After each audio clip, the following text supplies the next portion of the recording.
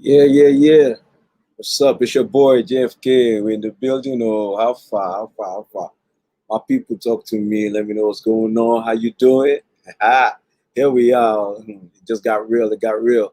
So today is an interesting day. I want to just before I let you know what's going on, I'm really excited. I got my boy coming in today. I got two guests.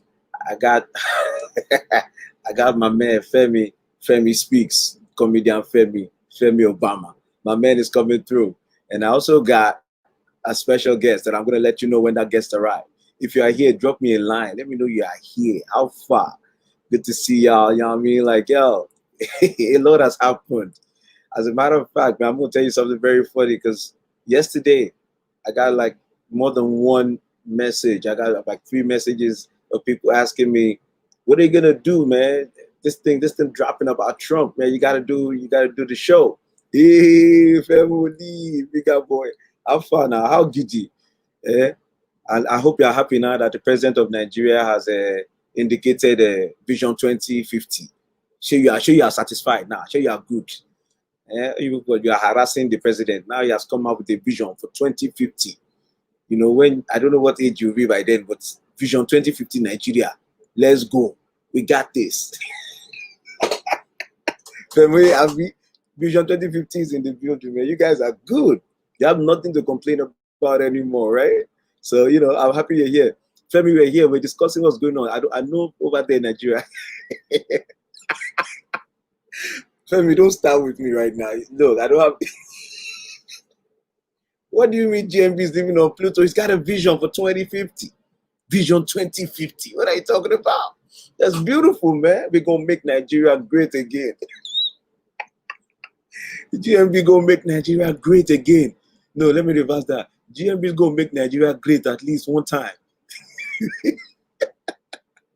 Yo, plus I've been following you online, man. Beautiful. I love your services, man. Keep that going. Keep that going. Listen, man, I want to just shout out to everybody here. Today is an interesting day. Like I said, we're dealing with Donald Trump's mixtape, latest mixtape from Donald Trump.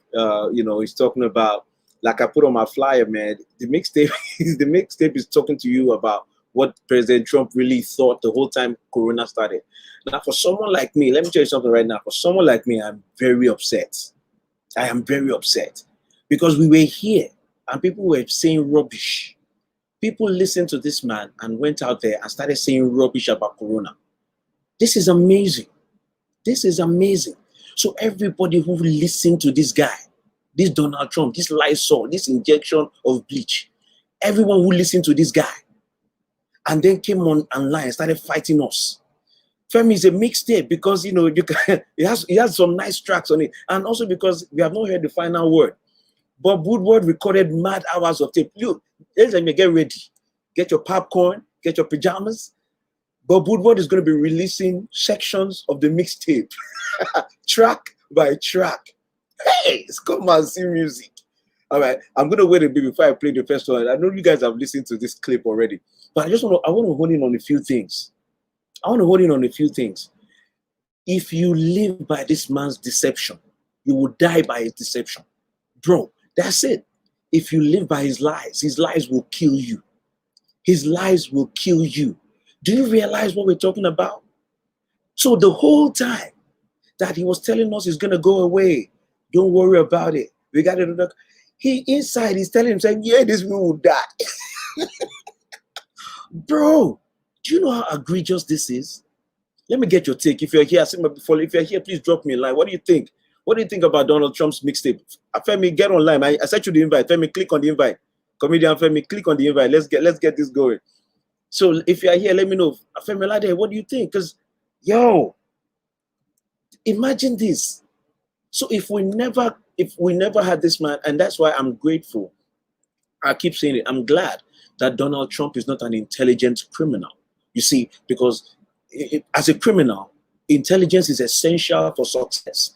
The same way it's essential for success in many other endeavors in life.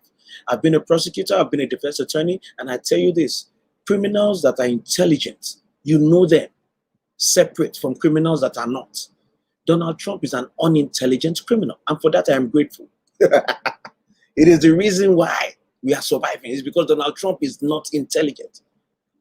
As a criminal, what would make you, what would possess you to ever say on tape what you feel and what you know about something while you are saying something completely different on the podium? It is amazing to me. There's a disconnect in this man's psyche. There's a disconnect in his understanding of how life works. Now, I don't blame him as much because his supporters, his base, they've made it seem to him like there are no consequences for his actions. And I tell you this, there's a sense in which as an observer, you look at this and you say, there are no consequences for his actions. Yeah, you know, we can all feel that way, like nothing's going to happen, nothing's going to happen. But I'll tell you something that will happen. I'll tell you something that will happen, which is that all we need, I've said this before, we're going to get into this. He said, Jeff, he said, we know this man is not intelligent. The problem is that his Republican enablers prop him up. It's sad the guy even has a chance in this election. You're exactly right. The thing about that is like, and that's, I think sometimes we have to break down his support base. And I've said it before, for Donald Trump, it's not him, it's his enablers. Because down to him, he went bankrupt 7 times for a reason. He can't hold anything. He doesn't know anything. But I say this in this election, I saw a lot of my people are like saying, yo, listen, man, no matter what comes out, people are saying it won't matter. He'll still do this. I'm telling you this. I think that, again, I'll repeat it. Many of us did not pay attention to the lessons of 2016 when he won, right? Because I feel like that's where the secret is. How did he win in 2016? How did he win? It was a narrow margin. He won the Electoral College.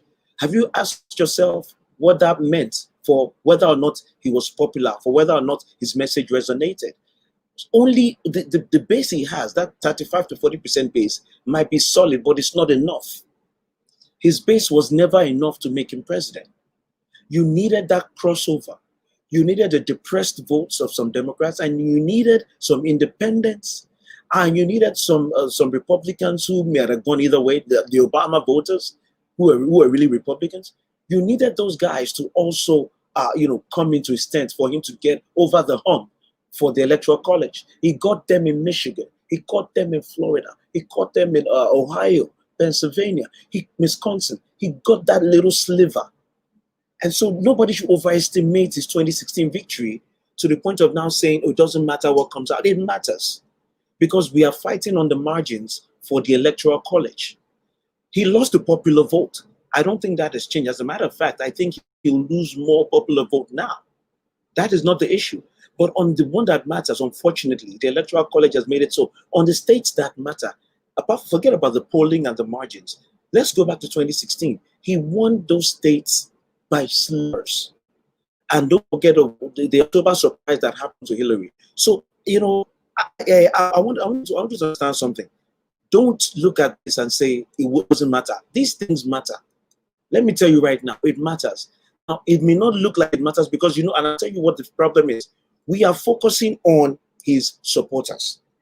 That has been the mistake. Even myself, many of us, we've been trying to understand his supporters. We've been trying to cajole his supporters. And we have come to understand that those guys will not shift. But that is not the end of the discussion. That is not the end of the discussion. And so you need to understand like what I'm saying to you right now. These things matter. Hey, if you are here, drop me a line. Drop me a line. IBK, what go on, bro? What's going on, bro? Listen, Ibukun, how is the UK? I heard Boris Johnson tell you guys to go back inside. Ibukun, they said there should not be more than 6 of you in a party. Ibukun, are you following the government's guideline? I don't trust you, IBK. You are a party animal. Ibukun, are you doing party? They say only 6 people can be at your party. After you count your family, nobody else can enter your house. Ibukun, are you listening to me? Uncle Boris say no more than 6 people. If I see 7 people in the country, oh, well, you guys are in trouble. You thought you were done. You are not done. No, UK. Yo, IBK, tell me, how do people feeling about Boris Johnson's latest proclamation about go back to 6 people in the gathering? How you guys dealing with that? I want to know. I'm really interested in that because I saw that. I said, Uncle Boris was attacked by COVID. So Uncle Boris is not playing. Uncle Boris does not have the luxury of messing. He said, COVID is here again. Everybody go inside. Oh boy, it's not funny and it's funny. This is what I'm talking about. This is how a leader reacts. I'm not a fan of Boris Johnson at all. But bruh, this is what we're hoping will happen. This is what we're hoping will happen to Trump. We were thinking, not we, many people some of the people that voted for him really believe that if he became president, he would change. Hey, Yinka Hamzat is here. Antiesta is here. Perfect. Everybody, Antiesta is here. Share, please share the video. I'm going to bring in my special guest right now. My other guest, Femi Speaks, Femi, comedian Femi, is coming in later. But I have one special guest, that you were not, you guys are not ready. I'm bringing in somebody. Please share. I want to get, maybe you, please 2 minutes. Please share and invite people. This guest is a special guest. Please, I need more eyeballs on this. In the meantime, I'm talking about IBK. My guest is here, and I can't. Let me adjust. Hello, everybody. My guest is here. But before I bring my guest, everyone, please share. Let's get some people on here now. I'm going to bring my guest, ladies and gentlemen. IBK is here. Yinka Hamzat is here. Femi is here. Femi Lade. Yo, let me get my people in here, man. Yo, if you are here, throw me a line now. Let me see what's going on. Antiesta is here. All right. So, a real leader in the UK told everybody to go back inside when they started seeing Corona raising its ugly head. Our own president says he doesn't want anybody to panic. So, he just, he said, don't worry about it. Yo, if you're here, drop me a line. I'll see my people following. I have a special guest, ladies and gentlemen, exclusive to the JFK Live program. We have a special guest all the way from Washington, D.C. And ladies and gentlemen, I would like to bring in right now the president of these United States, President Donald, I like to play it down, Trump. Ladies and gentlemen, put your hands together for President Donald Trump. Mr. President, you're welcome, sir. I've been listening to you in the back, and I think it's really awful. That sort of introduction, I think it's pretty disrespectful. I think it's pretty awful. First of all, you ought to thank me for even coming to your show. Your show has awful ratings. Your ratings are plummeting by the minute, by the second. I'm looking at your viewers. You had 10, and now you have 9, and now you have 7. So you ought to be thankful that I came through. Mr. President, I'm glad. I do thank you. Thank you, President President Trump. I appreciate you. Everywhere you go, the ratings do go up. A lot of people, for some reason, it's all about the ratings. Yeah, it's all about the ratings. I know. If you don't have the ratings, you don't have anything. This is true. You don't have anything without the ratings. This is true, Mr. President, and that's why I'm just gonna go straight to the question, Mr. President. So you're aware of what's been going around with Bob Woodward and this tape of you talking about the dangers of coronavirus. It seems as though the whole time you really knew how dangerous it was, but for some reason you played it off in public as though it wasn't a big deal. Now, I want, in your own words, Mr. President, was that really the reason you played it down, was to avoid panic? Listen, I did what a great leader should do. I did what a fantastic leader should do. We're not going to go out here and do somersaults and jump on a unicycle and tell the world about death. People are going to die. People are going to die. That's not how we lead people.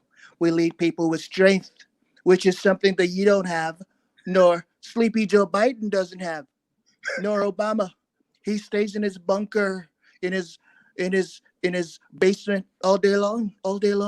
Joe Biden doesn't have the strength to lead this nation at a time like this. And I'm doing I think we're doing beautifully. I think we're doing a fantastic job. Nothing close to what Joe Biden could have ever done. No, Mr. President, I would like to believe you, except for the fact that you have admitted to playing down the virus on tape. Now, my issue with that is this. Do you not think that by hiding the severity of the pandemic from Americans, do you not think you made it difficult for Americans, almost impossible, to prepare for that pandemic? In other words, if a hurricane is coming and the authorities are aware... Let me just stop you right there. Let me stop you right there. Yes, before you mislead your viewers. Oh, I'm misleading them. Oh, okay. Before you mislead your viewers, let me just stop you right there. Okay. How many people have died? I think it's about 195,000 right now. 195,000 people. Americans, yeah. With over 6 million people infected, Mr. President. Let me talk. Let me talk. Hold on. Hold on. Hold on. I'm speaking. I'm speaking. Go I'm ahead. speaking. Go ahead. 195,000 people have been. They no longer have to worry about paying bills. Wow. They no Okay. longer have to worry about watching your horrible show, Joshua. Okay. Your Okay. show with the poor ratings. Okay. That's no longer something they have to worry about. I Okay. basically sent them to evangelical heaven. Evangelical heaven. Believe Oh me, wow. Okay. this is a resort, an eternal vacation, if you would like to call it that way. An Wow, Mr. eternal President, I just want to stop an you. eternal vacation. I just An want to eternal stop you. much better than Mar-a-Lago, and I would even say that. I would Wow. even Okay. not a whole lot of places are better than Mar-a-Lago, but I would say that the eternal vacation that they have been allowed to go on is even better than Mar-a-Lago or the Trump hotels. Wow, And Mr. President, I think can you ought I to thank me. can I just stop you? So I want to keep you from saying that over and over again because I feel like this is going to be another tape that you're going to try to hide. So I'm going to stop you right now, and I just want to say, by your logic, does that mean that you would like to send all Americans to this same vacation? If you think it's such a good thing, then should we worry that you're trying to get the rest of us there? I would use the word worry. Okay. I would use the word privilege. Oh I would wow. use the Okay. word privilege. Okay. Herman Okay. Cain, a very good friend, as you know, has been sent to this eternal vacation, Wow. and a whole lot of people are thanking me. Oh wow. A whole lot of people are thanking me. Can you give me the name of one person who's thanking you for I have a sending lot. people to this vacation? I have a lot of friends, as you know. My Wow. ratings, the evangelicals love me. The Oh evangelicals wow. love me, Yeah. and Why is that? Why do they love you, Mr. President? Because they I love mean, me many of us. Let me because just. I don't kill babies like Obama and Biden. Well, I we don't don't kill even. babies. Well, the problem is, They President, love we me. don't know that. We don't even know that. We don't even know that. There's no proof. They love me because I love Jesus. I love Oh, Jesus. let's go into that, Mr. President. When did you begin to love Jesus? When did you give your life? When did you start believing? That's a disgrace that you would have been asked a question like that. That's a wonderful disgrace. Those are two words that don't belong together, wonderful and disgrace, but somehow you have managed to make it happen. A wonderful Wow. disgrace. Will you answer this question though? You When did asked, you meet Jesus? when did I meet Jesus? When, yeah. When When did you? Most Christians have a story of when they became a believer. when did you be What was it for you? when did you become a believer? It Lying wasn't on you. your show, It was. telling It was. people, I can you let me answer? calling the commander in chief, calling the commander in chief Lysol. And by the way, if you did drink some Lysol, it'll probably do you some good. It'll probably do you some Yeah, good. I'll pass on that, Mr. Maybe you would President. have more energy instead of being I'll so sleepy on your show. I'll Maybe you would have better ratings. Maybe you I'll would have I'll better pass. ratings. I'll pass on the Lysol. Thank you for the offer, though. I'm not sure if you're taking your own advice. I don't know how much Lysol you had today, before coming on I've the had a show. cup. I had a cup of it. I had a cup of it. One in the morning, one in the afternoon. I take another one at night. That's how Yeah, you keep going. somehow I doubt that, but we're gonna move on. You dodged the question about when you became a Christian, and I find that very unique because a lot of believers who follow you do not know when you became a Christian. They can't tell anyone what your conversion story is. If you You've look at never what said I've it to done, anyone. if you look at what I've done to the church and to the nation of Israel, Yes. if you look at what I've done, nobody in history has ever done that except for maybe Jesus. Maybe. Wow. Maybe. Also, you're not even sure what if Jesus has done as much as you've done for Christianity. You're not even sure about that. I've possibly done a lot more, but not enough. Just Wow. maybe a little less Okay. than maybe what Jesus has done. Okay. All right. So I'm gonna just move on from that because it's clear that you call yourself evangelical leader in many ways, but you have nothing evangelical about you. Up until you ran for president, we didn't see I anything in love your Israel. life. I love Israel. Yeah, The but the isn't that a Democrats political move hate though? Isn't that just for the politics? Democrats hate Israel. How do you know that? My son-in-law is a direct descendant of Jesus. You know, Jared. Jared is Of slim, just Jesus? like Jesus. Just How do like you Jesus. how do you know that 22 and me? Did you trace his heritage? As a matter of fact, we did. He belongs to the tribe of Judah. He Wow. belongs to the tribe of Judah. So also, so he belongs He's to a the tribe of cat. Judah. He's a Jesus is the Lion of Judah. Jared is the kitten of Judah. The Well, kitten. As you well, can see, he's soft wow. spoken. He's soft spoken. He's the kitten of Judah. Jesus is the lion, and Jared is the kitten of Judah. He's the kitten of Judah. He is. He is. That's amazing. I mean, I'm not sure Jared will agree with you that he descends from Jesus. I don't But think he that's how does. that But he works. does. But he I don't think does. that's how But he that works. does. So He's of the my they're of the Jew grandchildren are they're of the great great Jewish grandchildren of Jesus. they're of the Jewish faith. They're not believers in Jesus. So I'm not sure they'll be happy for you comparing them to. Let me go But to the next thing. people don't take their family members seriously, as Well, you know. maybe I mean you don't. And you You clearly possibly. do not. I love my family members. I don't like my niece. I think my niece is a fraud. I think she's horrible. Is I that think because she's she wrote? horrible. Is that because she wrote that book about you, talking about She's how always you're she a is always psychopath, you're a she's always sociopath, you're narcissistic, you have no empathy, and someone took your test for you for your SATs, and talking about how you've never had consequences, and that's why you grew up a spoiled child. Is that why you don't like your niece? when you look at my niece, just look at her face. Her face looks just like mine. How can you look like a man? How can you look like a man and go on television with the face of a man and expect people to believe you? Expect people to have any credibility? I don't believe a word she says, and I hope you're intelligent enough not to believe a single word. She wants to be famous. She wants to Wow. be famous. Well, let me do. She can never be Ivanka, by the way. And Ivanka, whom I love and I would absolutely date if she wasn't my daughter. Mr. She President, once can again, never be can like I Ivanka. let me save you from yourself. Let's not go on the road of what you would like to do concerning Ivanka. I would like to leave that off of my show. Let me take you to the next question. It's been reported that you have this animosity and disdain for soldiers, particularly wounded soldiers, soldiers who lost their lives in war. People who are captured. Where does this come from? Why don't you like those people and soldiers like that?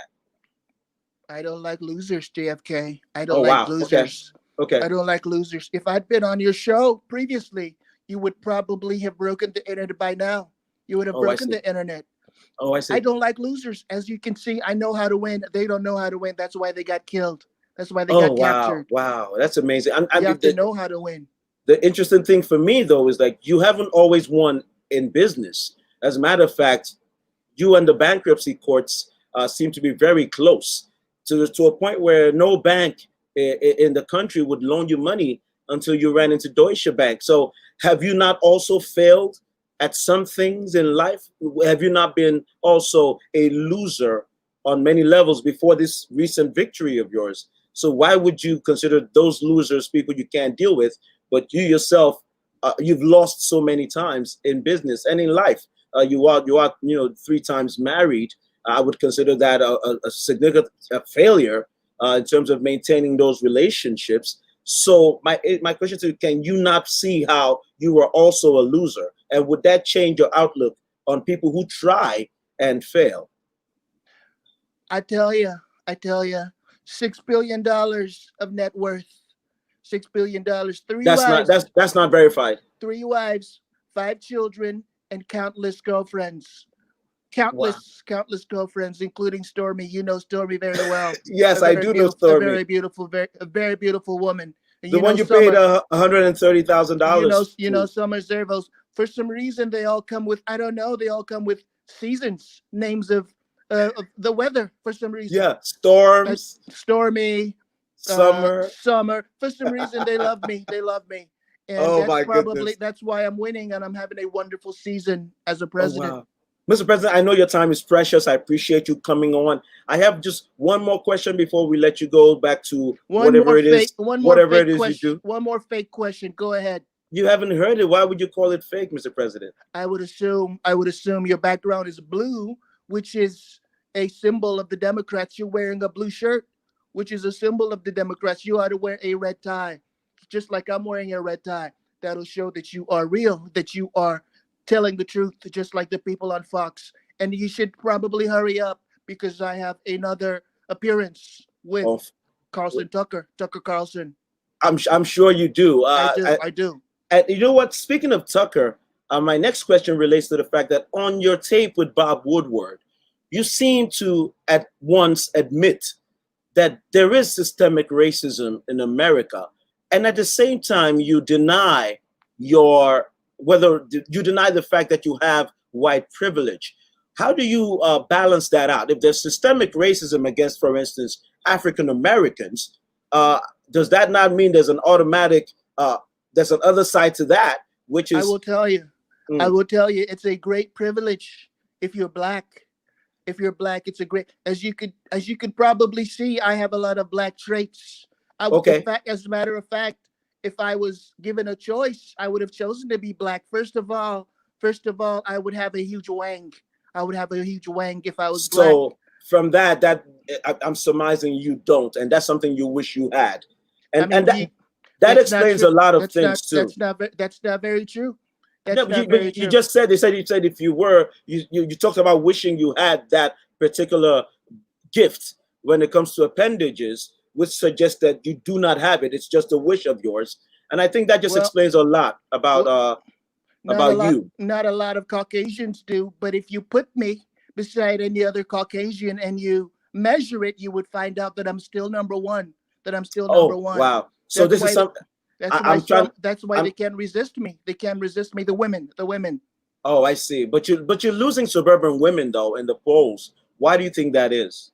Well, for one, I will tell you that they will soon come back. It's because of the fake news that's going on. I think the women love me. They supported me in 2016, and believe me, they'll be back for some more of the Donald. They'll be back for some more of the Donald. It appears they were with you in 2016, but they abandoned you in 2018. And the polls are showing that they're not coming back. And some of them have said it's because of some of your cruelty in terms of kids in cages, some of your language, some of just your general misbehavior in the White House, putting Goya beans on the Resolute desk, just attacking people for wearing masks. That was for the Mexicans. I love the Mexicans. I see. And I did that for the Mexicans, and they appreciated it. As you can see, my polls are rising and through the roof in Florida, where Sleepy Joe Biden is getting wiped with the floor with the Hispanics. The Hispanics love me. It appears you only have that effect in Florida, though. You are losing Hispanics everywhere else. The Cuban descendants seem to be in line still with the conservative ideology. I expect you to know better that possibly Florida may be the most important state to win. Nobody's ever won Florida and not won the presidency. So I would say I think people have won Florida before. I can't imagine an election where Florida wasn't won. I imagine one where it was given to a candidate, but someone's always walked away in Florida, and I don't think you're the first one to win Florida, Mr. President. I think possibly Barack Obama. I think he rigged it. He rigged Florida. Oh, he rigged just like George W. Bush. Like Bush. Yeah, but I want it fair and square. Well, let me ask you this: on this issue of rigging, you keep talking about how these elections will be the most rigged elections in the history of America, and this is what I want to. I wonder about one thing: you're the president of the United States. If the elections are rigged under your watch, does that not make you responsible and therefore irresponsible for allowing the elections to be rigged in your tenure? So that's why I want my voters to vote 4 times to ensure that it's not rigged. Oh wow! But if they vote 3 times, that itself is the rigging, though. Absolutely. You got to count. You have to counter rig the rigging. Wow! If they're gonna rig, you have to counter rig the rigging. You have to beat them at their game because you don't know how to win.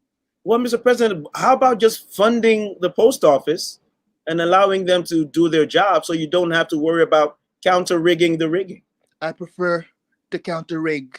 I think it's more effective. I think that's our path to victory. All right, Mr. President, I will let you go. It's been an honor. It's been a pleasure. I have a few comments here to just let you know the people are glad you're here.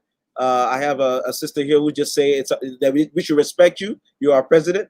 I have a brother here who's saying, are you okay, Mr. President? He just wants to know if you're okay. He's worried about you. I think I'm doing a fantastic job. I'm having a fantastic time. We are beating the coronavirus. We are beating it. It doesn't look like it We though. are beating the coronavirus. We are wiping the coronavirus with the floor.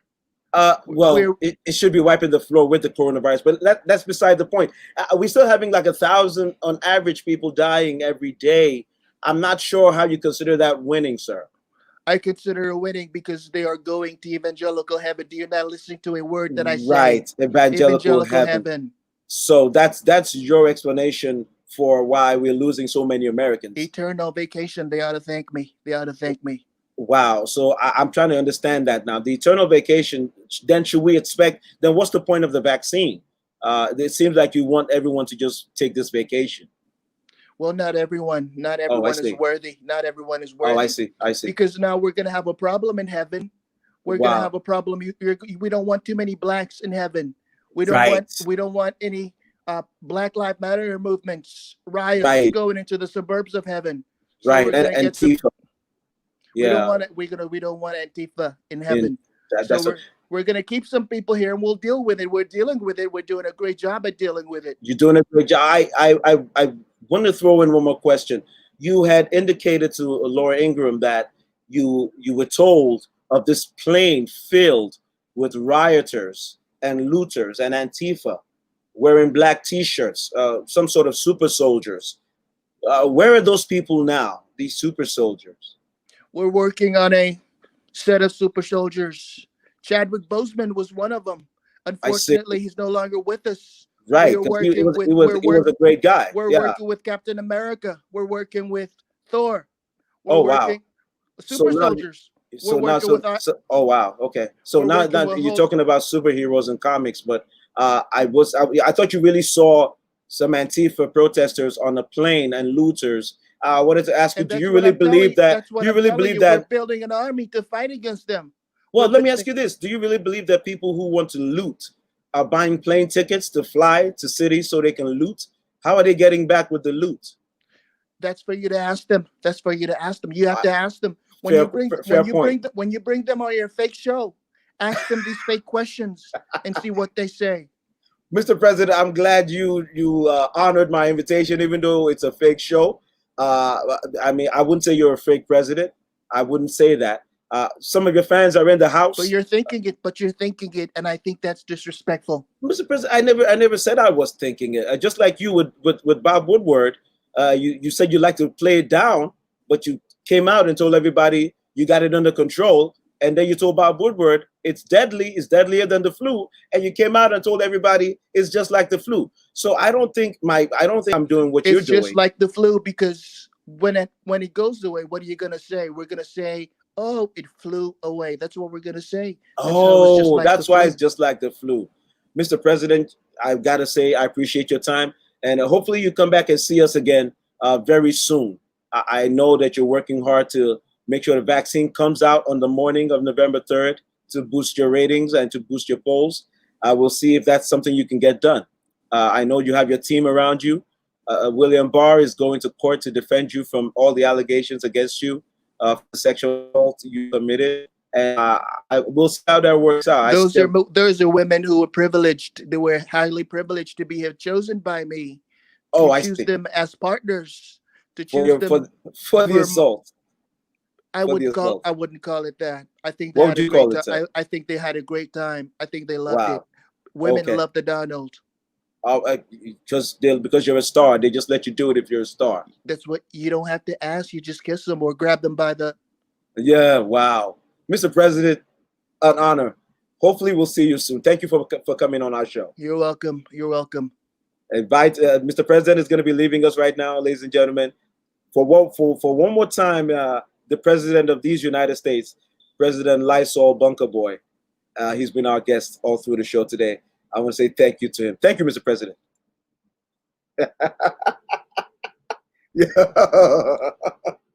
Ladies and gentlemen, that was President Lysol Bunker Boy. This time he said a vaccine will do it. Hopefully it will be a vaccine we can trust. Yo, President Lysol himself, you heard it, folks. You heard it from the horse's mouth. He doesn't like to panic people. That's why he said, he told us one thing and he told Bob Woodward something else. And like he told us, people are going on eternal vacations. So we should not be looking at the people that have died as being dead, but just looking at trying to make it look better by saying they went away. And you know, it's up to you to decide whether or not you agree with President Bunker Boy. You know, a round of applause for President Bunker Boy for showing up.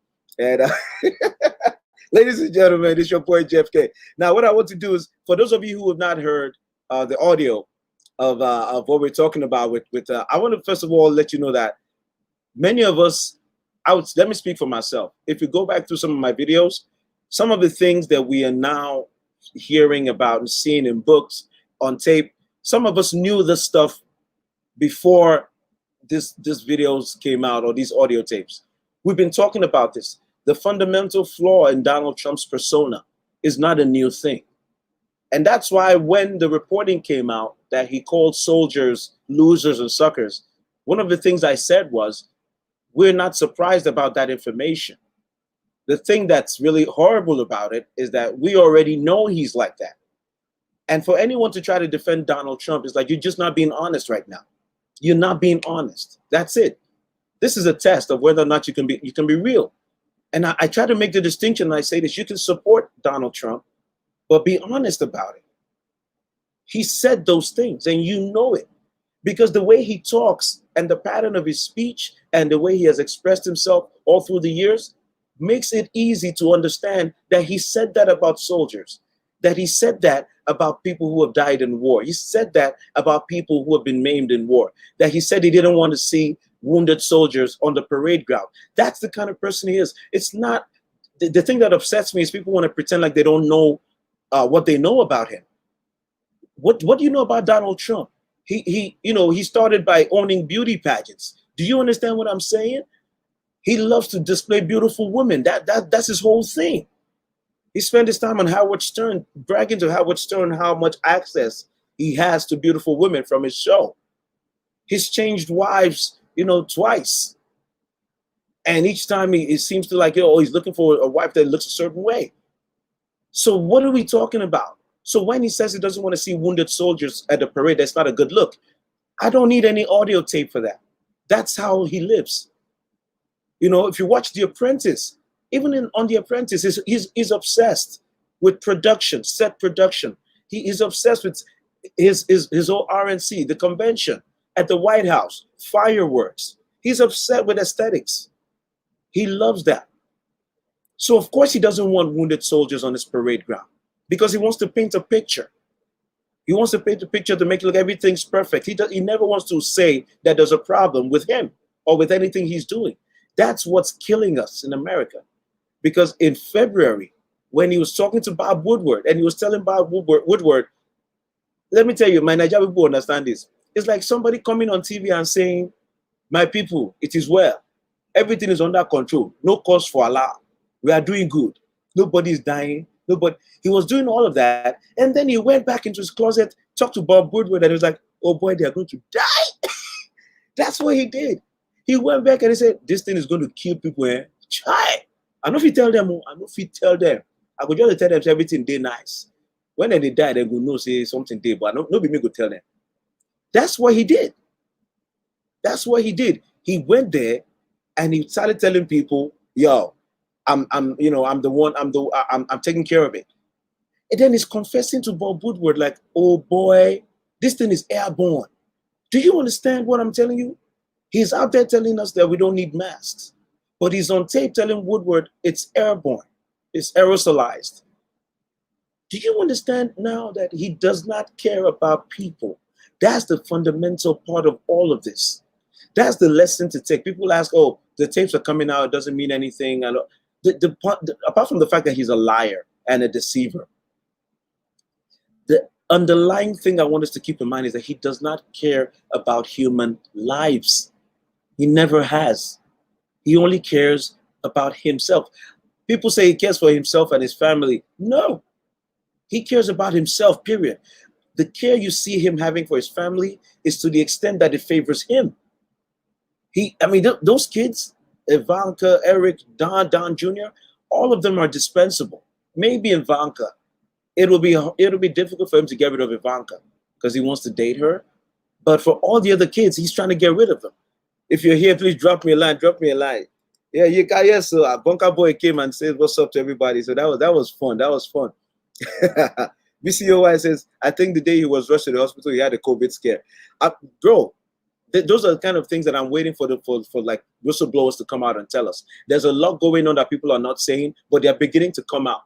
And I told you, the head chief of staff for the Department of Homeland Security, the one that came out, he told us that many other people are coming out. Bob Woodward has hours of tape. And I know now we're going to get into this discussion. Let me throw it as a question for everybody listening. Do you think that these audio tapes or this particular audio tape will have an impact on people voting and how they want to, whether or not people will change their minds about Donald Trump? Drop me a line. Let me know what you think. Do you think that this audio tape coming out makes any difference in how people are going to look at Donald Trump? Let me see if you drop me a line. And you know what? I have another guest I'm going to be inviting, and I'm going to be bringing him back on. I'm bringing him on now. But let me know. Let me drop me a line. Do you think, this is my question for you, do you think that this audio tape will have an impact? Will you think everybody will? Do you think it will matter? You see, why it better have an impact. It should. We're talking about people's lives here. It should matter. But we've come to learn that and I want to make a distinction. When you say will it matter, I'm not just saying will it matter to his base. Will it matter in general? Because we're coming up on an election in a few weeks, and it's at the point where we need to learn how to communicate with each other towards this election. Ibukun says absolutely not. Ibukun, tell me a bit more about it. Why do you think so? Why do you think it won't matter? Because I have a point on that, but why do you think it won't matter? Because isn't this a big deal? Isn't this a big deal that he lied to us about Corona? Do we really think that nobody cares about that? Okay, let me ask you this: How would you characterize those who lost family members, who are now finding out that the president knew how bad this was, but he didn't think to tell us? So let me ask you that: Do you think it will matter to those people? Because some of them are already coming out. There's a lady that was on one of the shows talking about her dad and how he believed Donald Trump when Donald Trump kept saying, open everything up. There's no problem. Everybody should go outside. How about those who believe Donald Trump when he said it doesn't affect young people, and now learning on the tape that from day one he knew that there's a big impact on the young people? All right. So Ibuku says, if the president can say grab him by the and live his best life, you have a point. If he got away with that, but I think to be honest, let me push back on you on that. That statement he made, there's a way to look at that and say, okay, that's something he said, that's something that he might have done to individuals.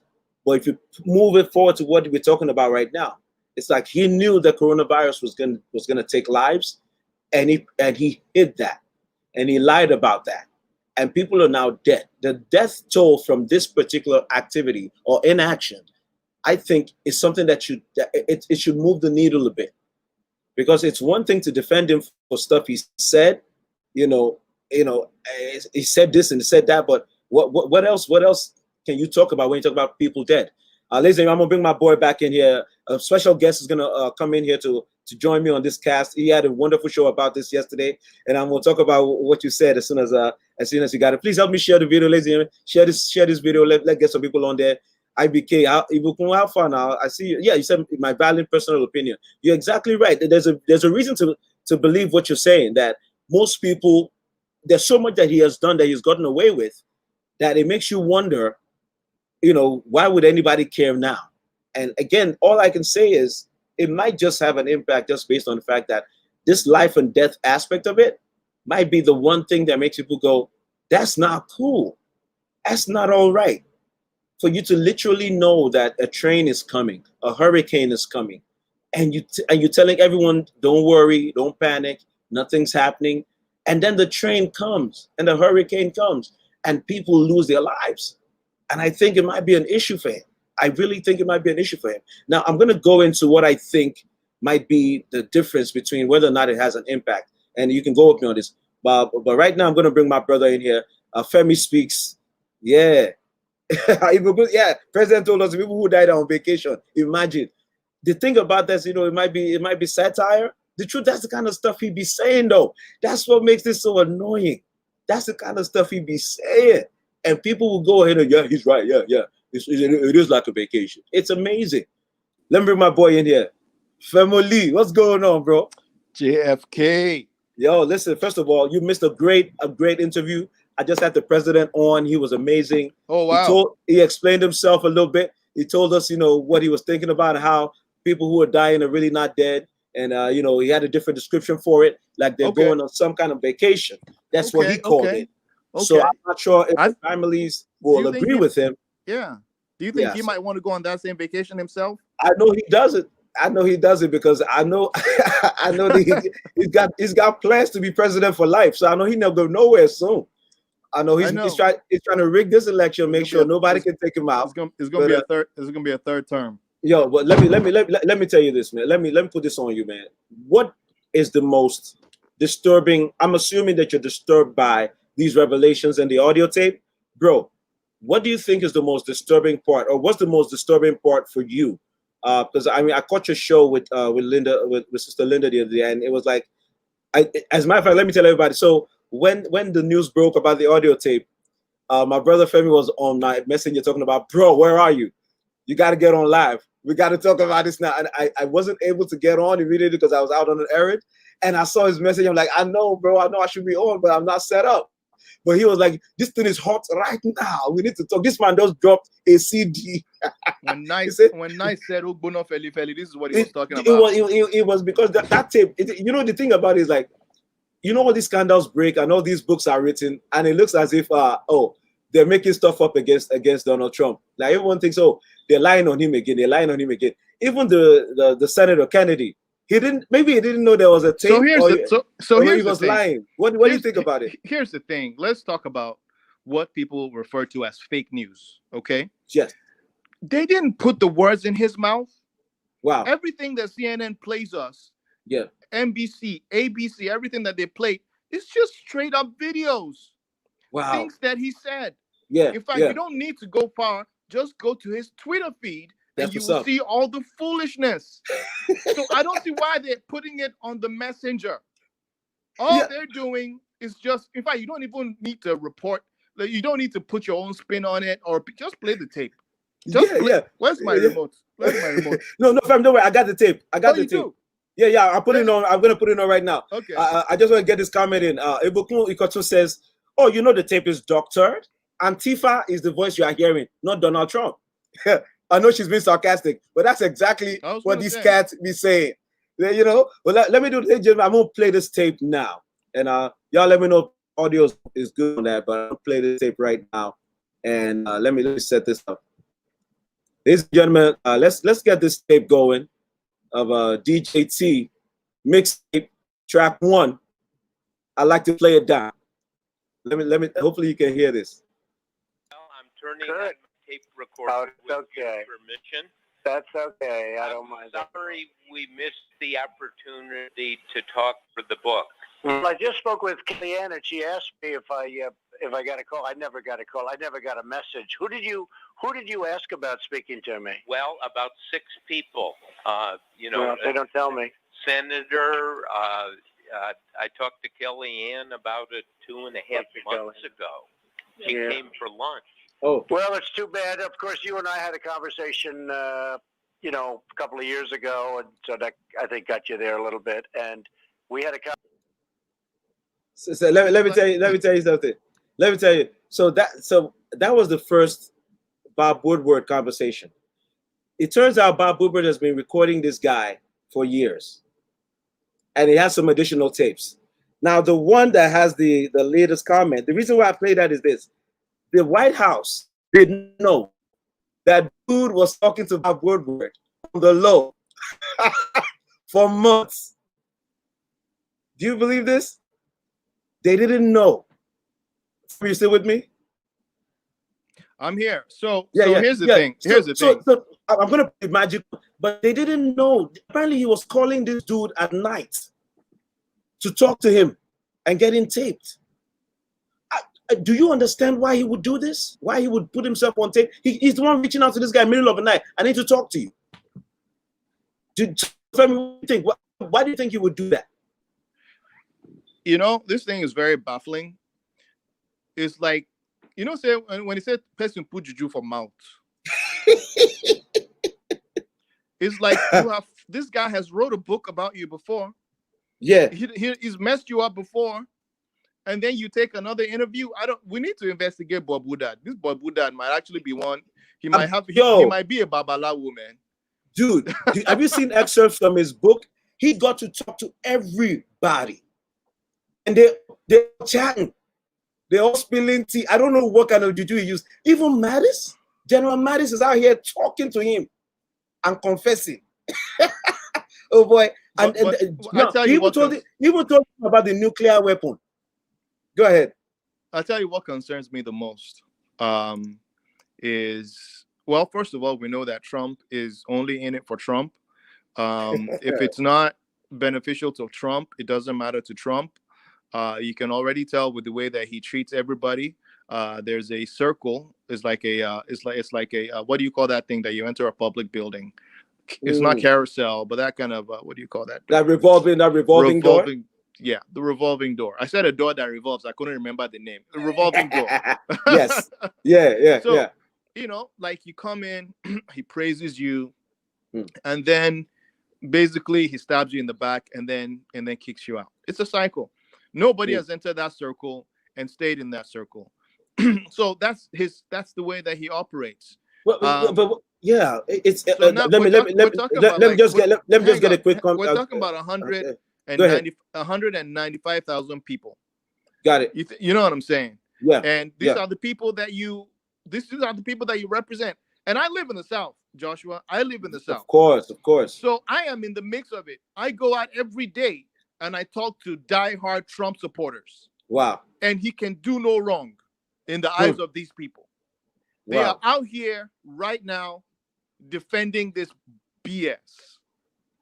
So tell me this, what are they saying? They will say stuff like, well, you have to be a leader. You have to be a strong leader. You know, the most ridiculous things that, okay, he's protecting the nation. He doesn't want us to go into panic. Guy, people are dying. You're saying don't go into, we don't have, so what do you think we're doing right now? We go, yeah, so what should we, so it's like, don't go into panic, but die. Exactly. But it's okay to die. Panicking is not acceptable, but you can pass it. Every system has a protection, like even your human body. That's the only reason why you don't touch the stove twice or touch the stove is because you feel like it's warm. Yes. When you're near the stove, you go see say it don't warm. It's not that time they are saying, let me not panic now. It's warm, but let me not panic. Let me move closer. Exactly. And assuming that Trump was assuming that he was taking actions. Okay, let's assume that he was actually taking actions. Yes. While saying, oh, there's nothing going on. But he wasn't doing anything. That's the point. He was out doing he's still rallying till that's the point. He still doesn't wear masks. And it's not just that, he's even denigrating people who wear. I was telling that reporter to take the mask off. All right. So I'm gonna. I think this is a tape I want to play now. Let me see if this one goes on. Let me. You just breathe the air, and that's how it's passed. It's also more deadly than your strenuous flus. At the time, the commander-in-chief was telling the nation the virus was no worse than the seasonal flu, and it would soon disappear, insisting the US government had it under control. 6 weeks later, in another interview, he made another explosive confession. I wanted to always play it down. I still like playing it down. Yes, sir. Because I don't want to create a panic. On the campaign trail in Michigan, his Democratic rival Joe Biden laid in. It was a life and death betrayal of the American people. Bob Woodward's book also recounts a 2017 meeting where the president told his trade advisor Peter Navarro, "My generals are a bunch of pussies." The new book also details the president calling his senior military advisors weak and caring more about their allies than trade deals. Ladies and gentlemen, all right, so we're talking about a guy that would not even go to war. Yeah, or, you know, and then he's calling people that have been to war. Well, I mean, the levels of outrage. I've said something before. I said, like, there are levels of outrage to this thing. Levels. You know, it's an outrage wrapped in an outrage, surrounded by an outrage. then captured by an outrage and packaged in an outrage. Because you're not done with one outrage and you begin to see the next one.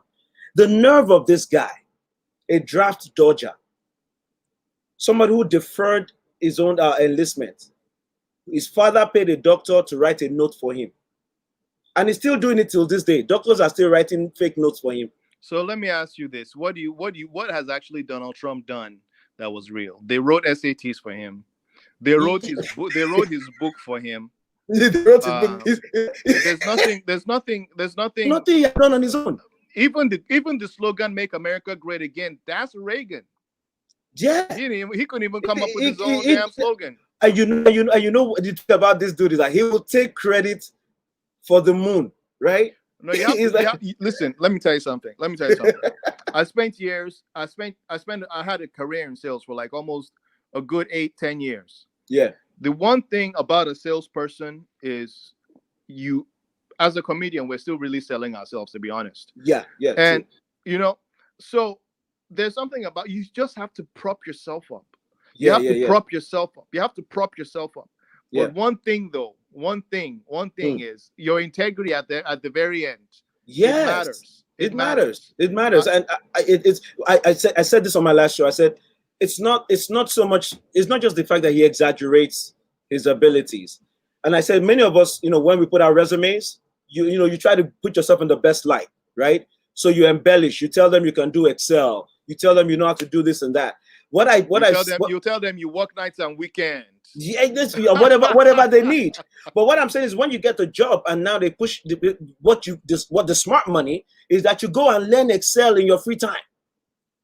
If the job requires Excel, after you have told them you know Excel, if you don't know Excel, that day after you finish the interview, go online, start to learn Excel, so that when you go for the next interview or when you start the job, you're not coming in because if from day one they begin to unravel. This is the difference between an honest salesman or like a semi-honest salesman and Donald Trump is when you have to back up your quality. But he has gotten away so much with it. Yes. What do you call a person that you have more lawyers than anything else?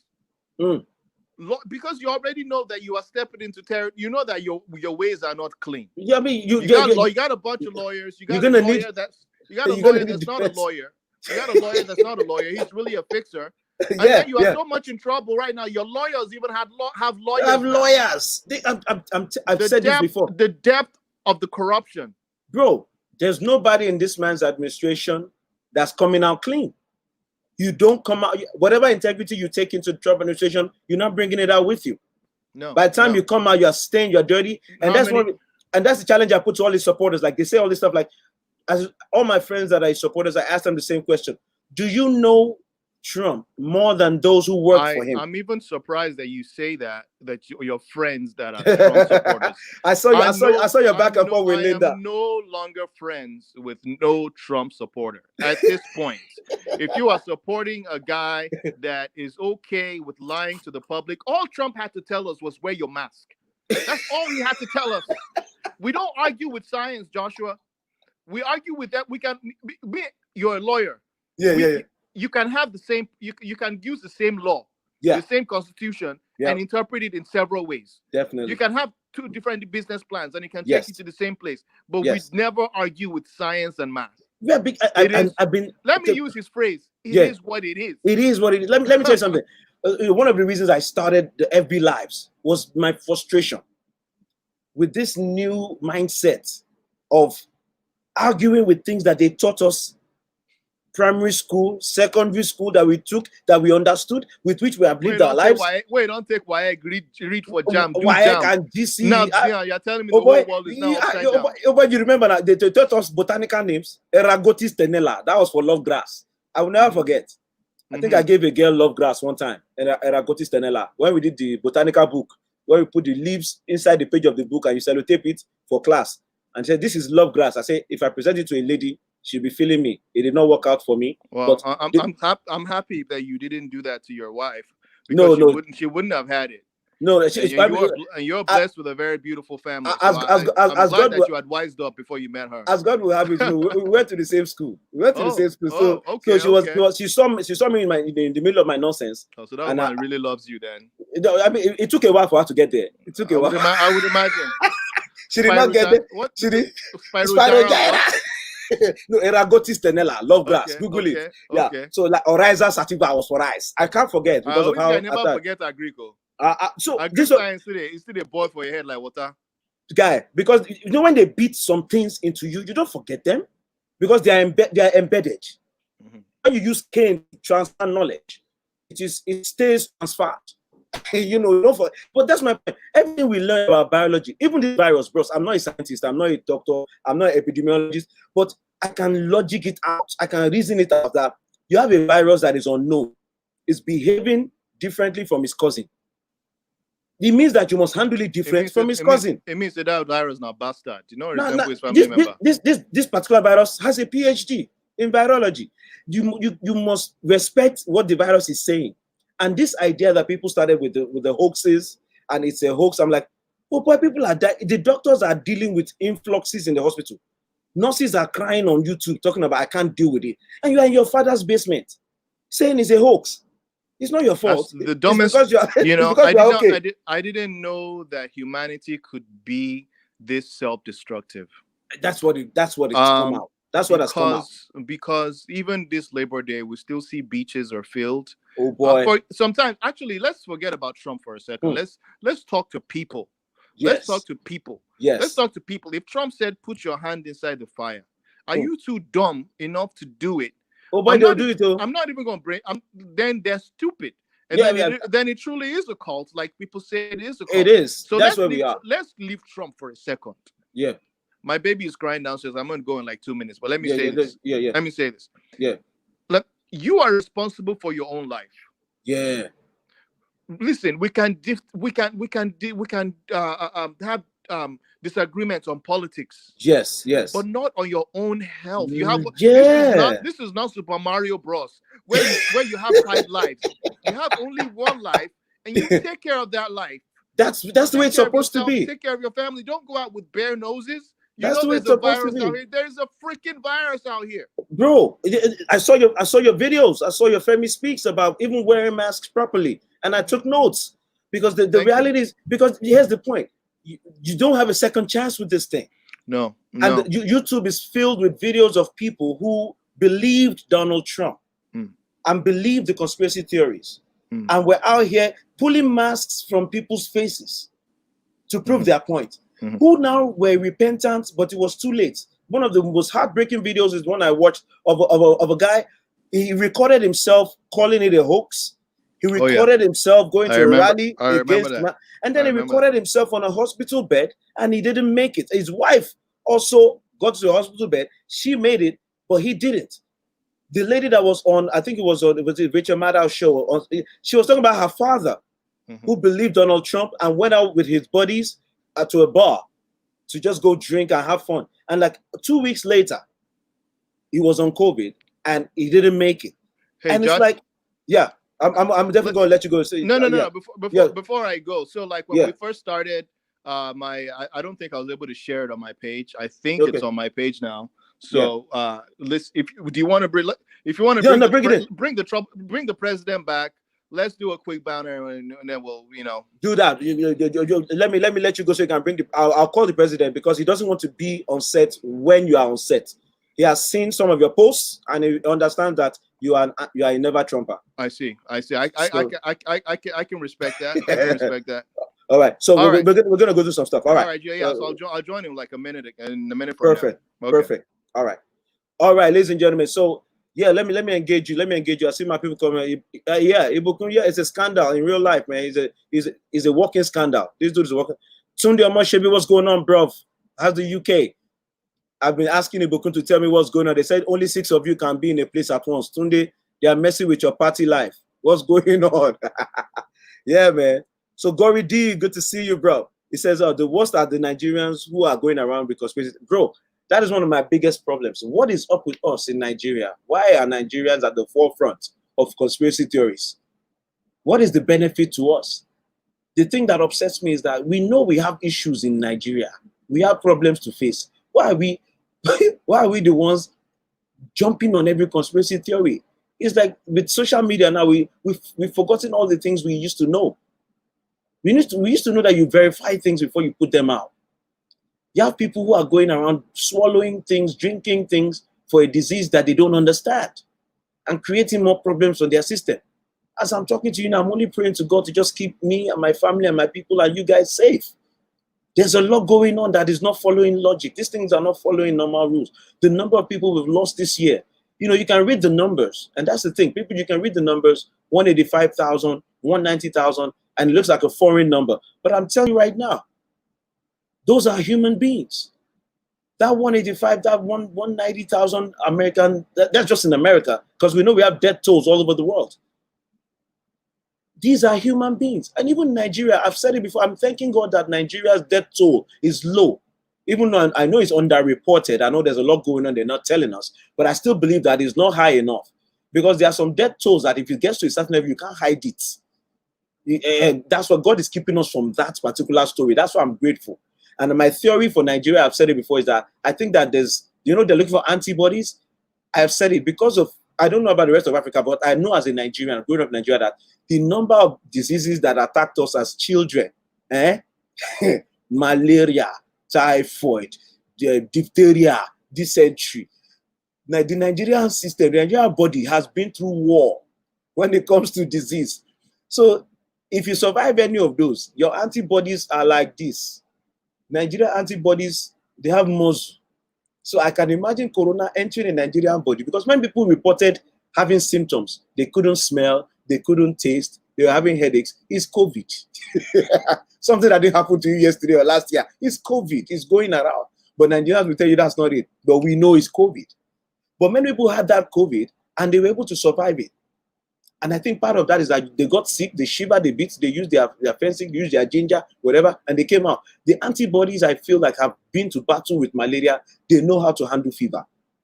But we should not take that for granted and make it, I see people now saying, oh, COVID is a lie. It's not your fault. It's not your fault. It's a luxury many people have, that if you have not been attacked by it, if it has not claimed anyone in your household, then you have the luxury of saying it's a hoax and I congratulate you for health. But for those who have lost family members, this is not a joke. And to have a commander-in-chief who knows the danger of something coming at his people, coming like a freight train, and he's on TV every day telling us, don't worry. And he's going back to his house every night saying, these people are going to die. It's so wrong. It's so wrong. And for those who support him, especially Nigerians, I don't know what to say. Because there's nothing about him that I would even imagine that you would like. He's not cultured. He's not polite. He's not nice. He's not a Christian. Get that nonsense away from me. There's nothing Christian about this brother. But let me see. I think I have. I want to throw it open for a few of my people. I think we have my guest called that he wants to say something. From those of you who are not here earlier, we had the President LYSOL, President of the United States, on the show, and we had some time with him. I think he wanted to come back and drop a message for people. Mr. President, I'm sorry, President Donald Trump. Mr. President, you're welcome back. You're welcome. You're welcome. And I want you to thank me once again, because I just finished talking with Tucker Carlson and we had a great show. I think you ought to check it out. Okay. I'm not sure I'm going to thank you for that. Tucker Carlson thanks you, I guess. I left Tucker Carlson's show, who has greater ratings than your show. Well, who's on a national network. And yeah, I have graced you with my presence, so I think you ought to thank me. Thank you, Mr. President. You're very welcome. So you're back on, and we were discussing some of the issues with the coronavirus and some of the conspiracy theories. So what is your take on all the people who believed you and listened to you when you said it wasn't a big deal, and when you said you're not going to be wearing a mask yourself?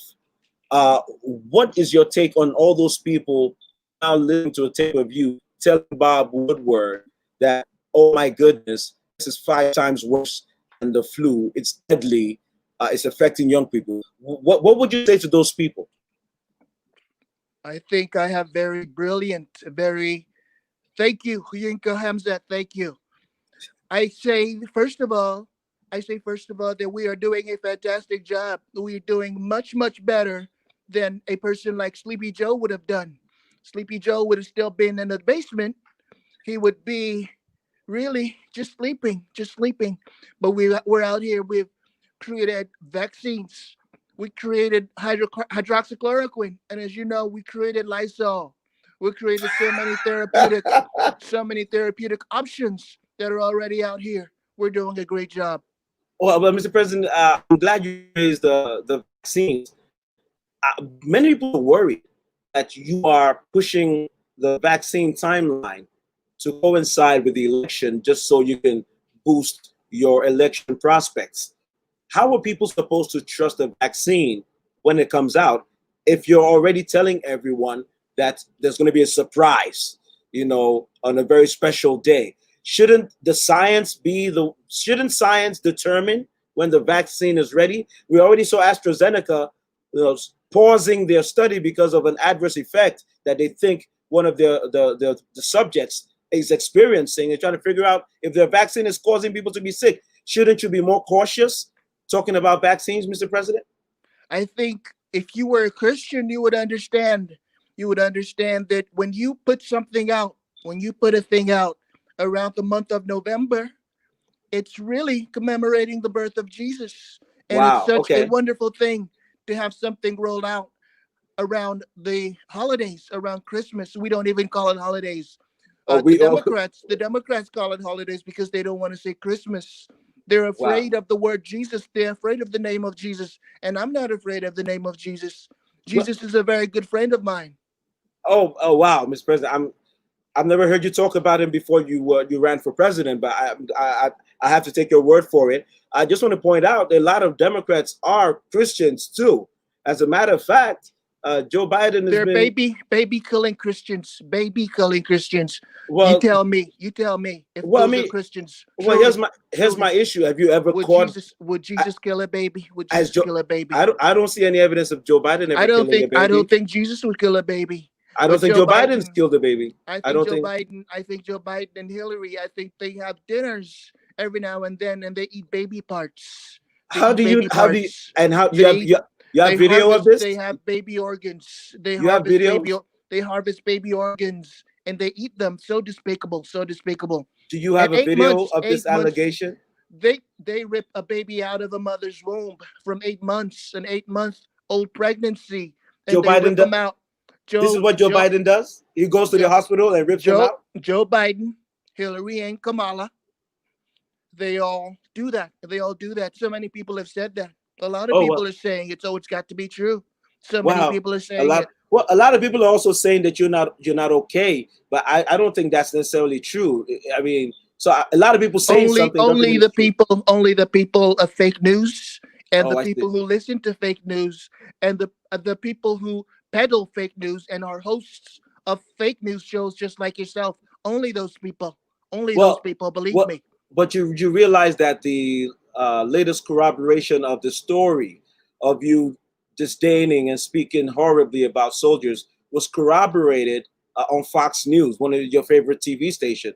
So I know you don't consider them fake news, but they also went with the story and confirmed. It wasn't Tucker Carlson.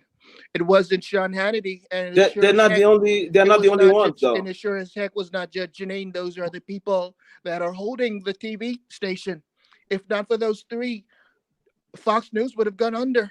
Fox News is thriving off of the ratings of those three wonderful people that I just mentioned.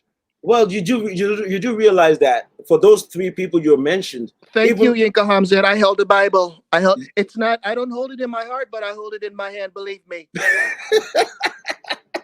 well, Mr. President, let me ask you this: if you're talking about the fake news concept, what do you think would happen if you come out with a vaccine and these same fake news stations tell everyone that the vaccine is available, but people don't believe it because you've discredited all the news outlets, and now there's nowhere to turn to get information? How do you expect people to believe you and to understand what you're doing? As far as I'm concerned, we don't even really need any news outlet. That's why I have a Twitter feed. I have a I Twitter see. feed. I I have a see. Twitter feed. My people come to my Twitter feed to listen to the truth because they know that you guys are full of lies. You guys are crooked just like Hillary, slow just like Joe, crazy like Bernie. They know that you guys are all of those things, but they come straight to me. They come to my Twitter feed to hear the truth, and that's what they do. That's what they do. Yeah, but you're the one who didn't visit the cemetery of dead soldiers because you didn't want to get your hair wet. I So did, I don't. as you can see, my hair is very luxurious. If you had hair as luxurious as mine, if your hair wasn't so nappy, if Yeah, your hair wasn't so nappy, I'm sure you would take good care of it yourself. yeah, but Mr. President, I've never had to comb over a bald spot like you do. So I'm not sure it's a better thing for you for what you have right I there. might be seven, Everyone's worried about you. I might be 74 years old, but my hair is 18 years old. So believe me, this is real stuff. I can comb through it. I can swim with it. It's just like Bosley. It's just like Bosley. The only thing you can do is enter into the rain to go I visit can swim the with it, cemetery. but I can't get in the rain with it to go to the cemetery to go visit some losers. Because believe me, if they were winners, they would have survived. They would have lived. They would have Well, lived. well, so why is it that? I prefer people that didn't get killed. I prefer people that didn't get killed. I'll say so why is it that you surround yourself with generals and then you turn around and call them war profiteers if you don't respect these people, if you don't respect the I military? already told you back in 2016, I'm smarter than the soldiers. I Oh know a wow. lot more than the generals. I know a whole lot more than the generals. Believe me. So Believe me. so About the only person who does not know as much as me is maybe Jesus. Maybe wow. Jesus. Wow. So Mr. President, the question now becomes if you are so smart, why is it that you needed help with your SATs? Believe me, I was beyond the SATs. Oh, I see. When you look at a lot of smart people, didn't even graduate college. You look at Mark Zuckerberg. He Right. was too smart for it. He was too smart for it. When you look at Steve Jobs, he was too smart for it. He Are was you too are you smart are for you it. are you like them? I think I am a little smarter than them. I wouldn't say a Oh whole wow. lot. Okay. I wouldn't say a whole lot, but my IQ is just maybe about 5, 10, or 15 more points than the two of them combined. Oh wow, your IQ is higher than their combined IQ. Combined. Steve Jobs, if you combine Steve Jobs' IQ and Mark Zuckerberg's IQ, we're not Wow. even going to talk about Joe Biden's IQ because his doesn't even register on the scale. It doesn't Well, register. well, that's a problem then because if he doesn't register but he's beating you in the polls, what does that make you? Well, as you know, Hillary was beating me in the polls, and I Right. beat the crap out of her on Well, election day, as you know. you didn't beat the crap out because you lost 3 million people to her. That's So I mean, okay. yeah, yeah. When So we elect presidents in the United States, we yeah. don't care about the national. We don't care about the popular vote. That's not the path to the presidency. I won the electoral college in a landslide, bigger than anybody has ever won in the history of presidency. Well, By first of the all, way, that's not true. You're I number think it five. is. I think it is. You're number five on the I think list. it is. I You're think number it is. five, Mr. President. And Yeah, the that's other thing, pretty. Out well, of 45 presidents, that's pretty high. That's pretty high. yeah, because most of the other ones won both the popular and electoral. So you're one of the few ones who needed just to win by electoral because you lost the popular. Still And your president. Still your president. listen, Still your let me, president. I'm calling you Mr. 4 more President right years. now. 4 more years. 4 more years. Still will be your president, and you will bow down before the Donald. Well, You will bow down before the put it Donald. this way. Put it this way, sir. You spent the first 4 years, and I haven't bowed down to you, so I don't think I'll do it in the next You 4. You keep talking about me every night. You basically worship me. You worship me. Let me tell you. I also talk Be about honest. pounded yam. Be I honest. talk about Be jollof honest. rice. I know that you like jollof, but I think it's cat spit. It's piss from a cat. That's what jollof rice Oh, is. And it wow. comes, as So you know, it comes from a shithole country. So when we right. talk about food, I prefer you not even mention stuff like that. I Well, prefer you not mention well, jollof or pounded well, yam. They're awful. They're awful kinds of food. Mr. Awful. Mr. President, you've lost that chance. You've lost because you have 180,000 people dead. You're done.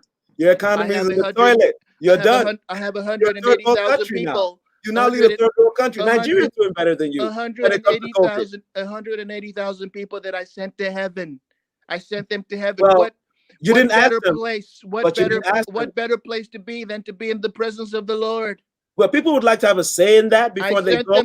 I sent them to evangelical heaven. They would like to have a say in that, though, so they can plan. That's why the evangelicals love me, and Jesus is probably happy because more of his children are not with him. I don't think that's how he wants them to come home. I think he wants them to live well and fulfill their purpose. And but I don't think you would know much about that because you dodged the draft, and you had bone spurs, and so you found yourself in the midst of Manhattan. And as you can tell, I still have that bone spurs. As you can see, when I walk down a ramp, I walk pretty delicately because I still have problems with the bone spurs. Yeah, you don't seem to have that when you're playing golf. And even back then, you were an athlete of some sort. And when the others were going to war, I don't seem to have that with my girlfriends either. I don't seem to have it with Summer Zervos. I don't seem to have it with Stormy Daniels. I don't seem to have it with any of those beautiful women. I don't. Well, it also means that you're the kind of man who does not stay faithful to any woman. So that's an issue. Well, when you look at it, it's a privilege to be married to a woman of the beauty of Melania.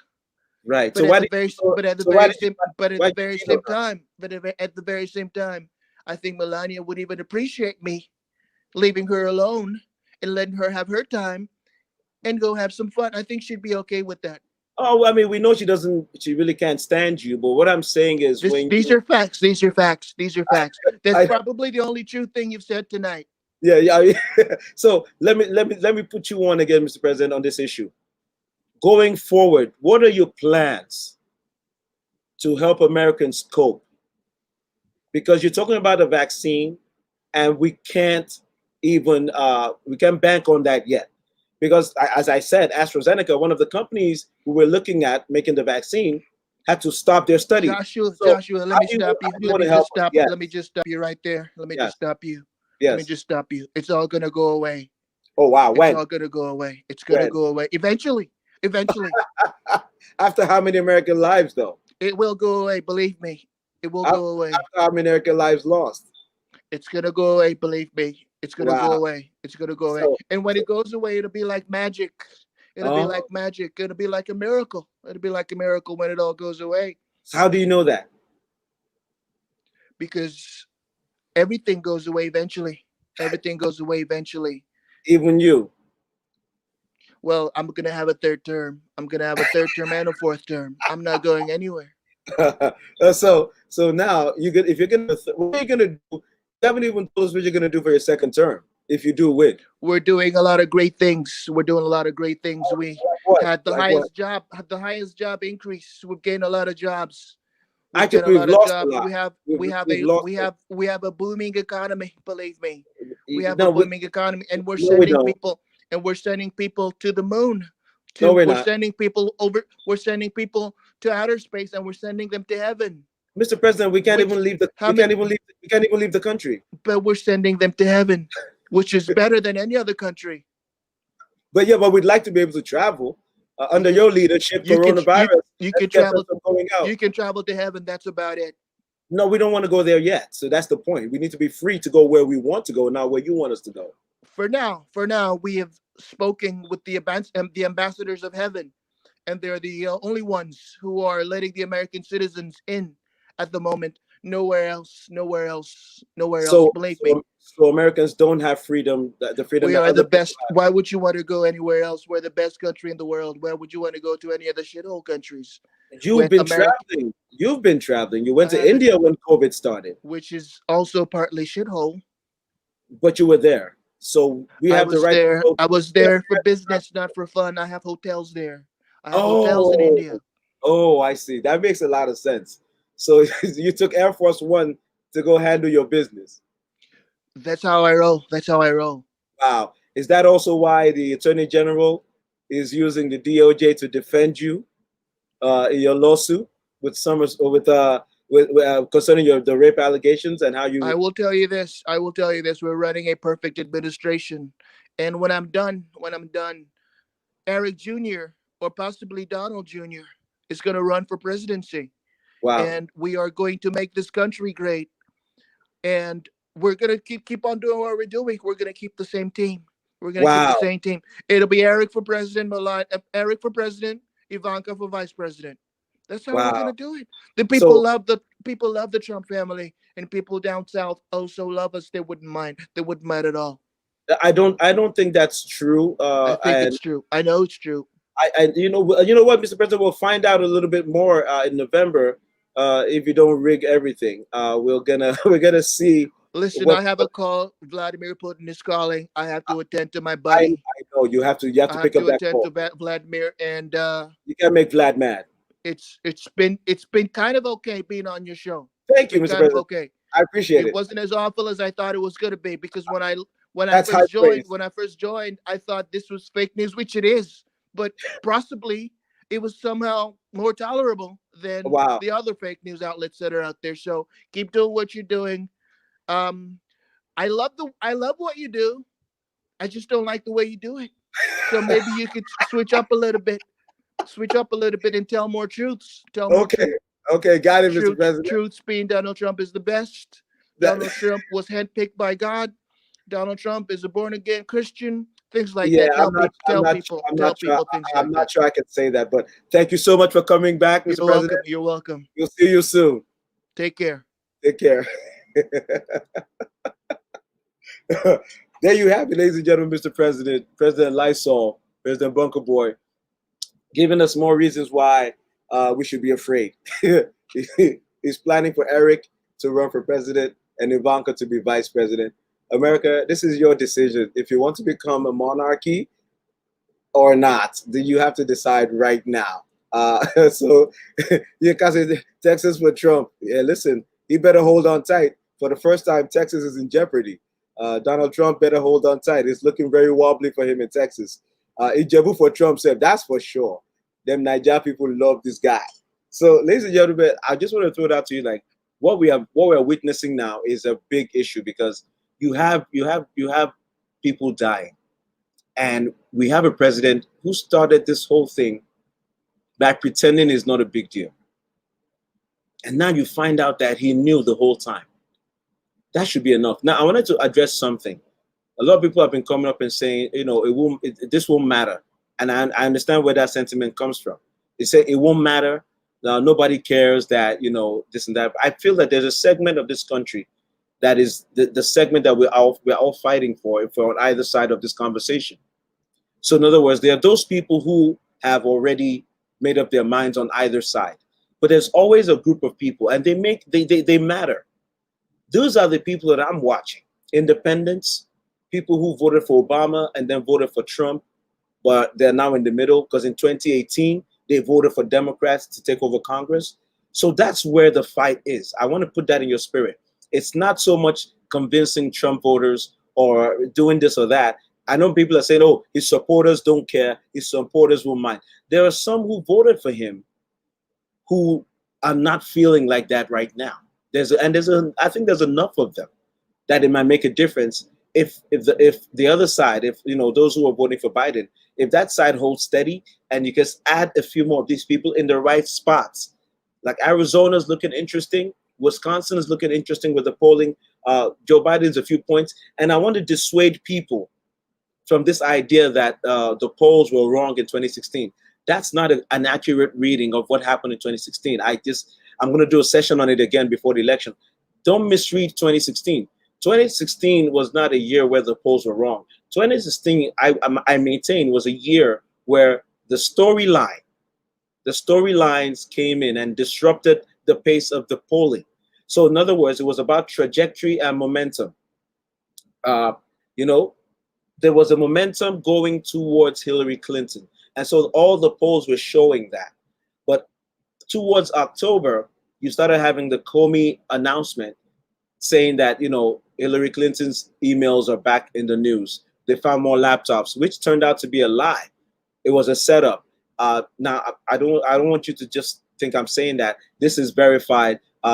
Rudy Giuliani had gone on Fox News and told them that there was a surprise coming. Rudy Giuliani, because he was a former mayor of New York, had relationships with the New York FBI.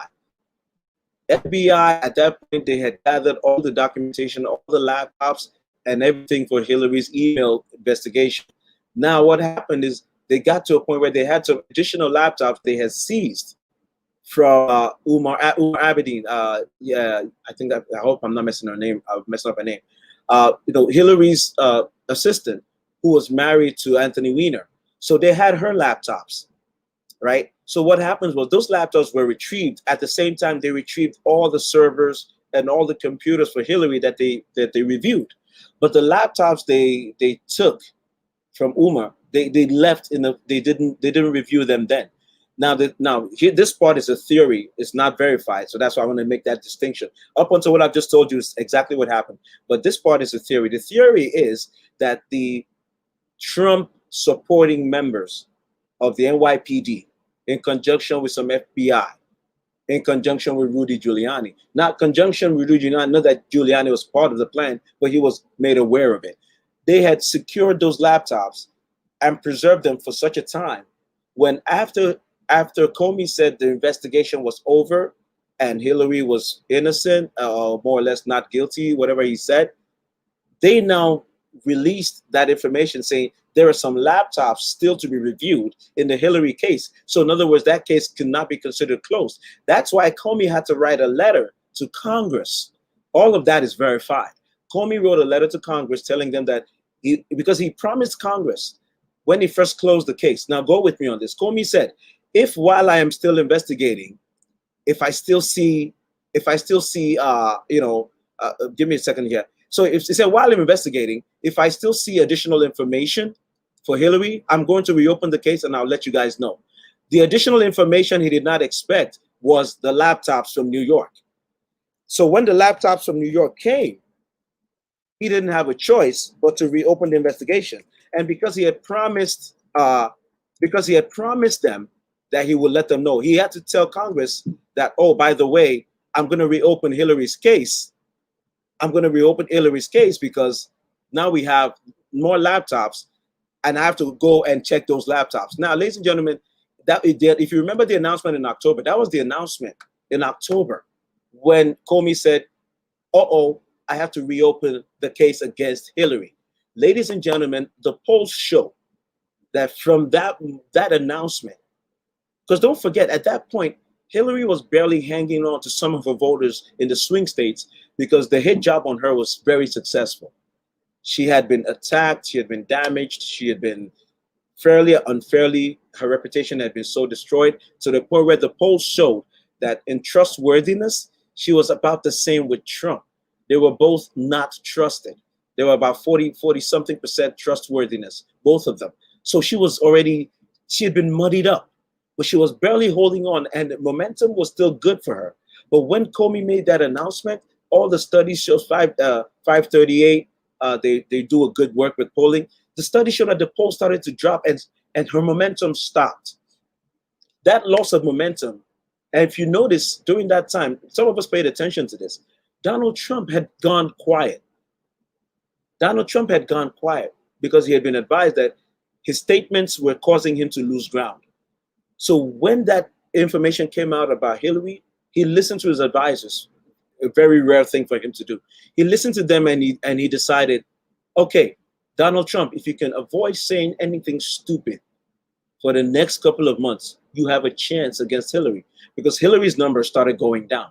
Now, what people fail to mention when they said the polls got it wrong is that no, people are not paying attention to what happened to the polls at the very end. In October into the election, Hillary's numbers started falling. They kept falling until the day of election. So the polls that people say were wrong are all the polls leading up to October. In all those polls, Hillary was clearly ahead. It was going to be clean. But at that point in October, the thing about polls is, as you can imagine, a poll is a lagging indicator. By the time they took the polls, the sentiments that Hillary was losing ground was already taking shape. So a lot of swing state voters, a lot of people who didn't like Hillary, but they're like, I'll vote for her anyway, they changed their minds. Some of them didn't vote at all. Some of them voted for third-party candidates, and some of them voted for Trump. So I'm saying that to say that when you're looking at the polls, this blanket statement that the polls were wrong it's not an accurate statement. It's not a complete description. So my man Tunde Omoshebi, if you're still here, I'm sending you the link if you want to join me on video. Tunde, I'll send you the link. So if you if you think about it, so when we're looking at the polls now, what I want you to pay attention to is the momentum of the polls. Coming out of the conventions, we have to pay attention to see whether there was any change in the polls. There hasn't been too much change. So look at, okay, so now what we're talking about is what's going to happen to the different blocks of voting groups towards the election. We already know, like in Florida, the Latino community, the Cuban Latino community, they have a certain proclivity towards conservatism, towards Republicans. And in particular, they are really, they have no time and no room to hear anyone speak who has any ties to socialism. Now, this is why I remember having this argument with my Bernie supporter friends. When Bernie said what he said about Castro bringing education to Cuba, trying to make it sounded as though he was trying to say, well, Castro did some nice things. And I said at the time that that was a major mistake, because that's a trigger warning. That's a trigger word for those people. And so what you had was, from that moment on, it became an uphill task to win them back. So even though you have Joe Biden as the nominee, the fact that Joe Biden and Bernie Sanders and AOC are in the same party, and the fact that even Joe Biden has expressed a willingness to, discuss or accept some things from AOC and Bernie Sanders, that makes it seem as though he's also on board with the socialist agenda, even though he's made his own stance clear. But it's all about rhetoric. It's all about sound bites. So the Cuban vote, the Cubano vote in Florida is something that may not be easy for, I mean, Yinka, you're exactly right. That's why Hillary, in her book, Hillary talked about Comey being a major factor in her loss, and people talked about, oh, she was just saying that to avoid responsibility. That's not what happened. I've said it before. Hillary's loss can be traced to multiple factors. It wasn't just one thing.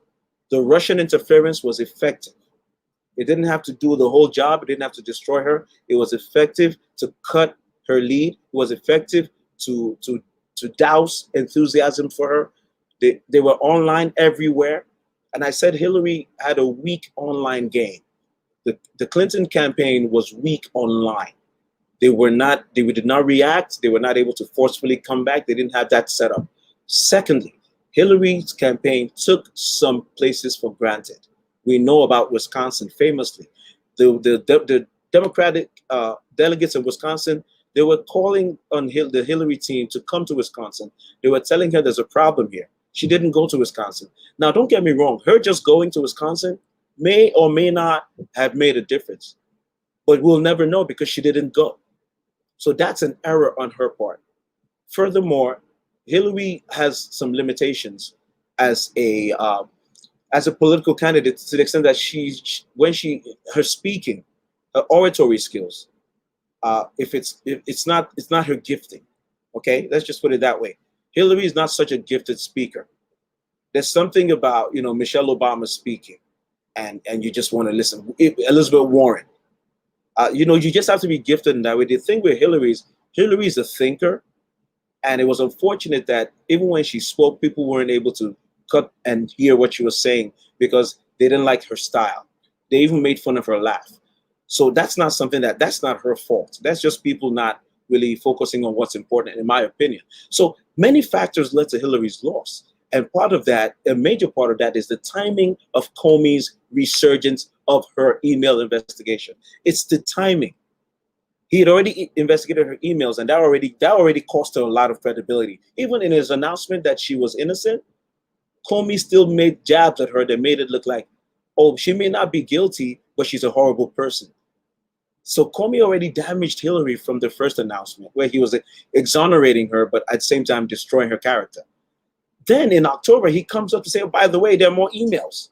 As it turns out, the emails they found in Umar Abedin's laptops and Anthony's laptops, of course, were duplicates of the emails they had seen in Hillary's servers, which makes sense. If I send you an email, there's a chance that there'll be a copy of that email in your server and a copy of the email in my server too. It's the same email, but we can find it on several laptops.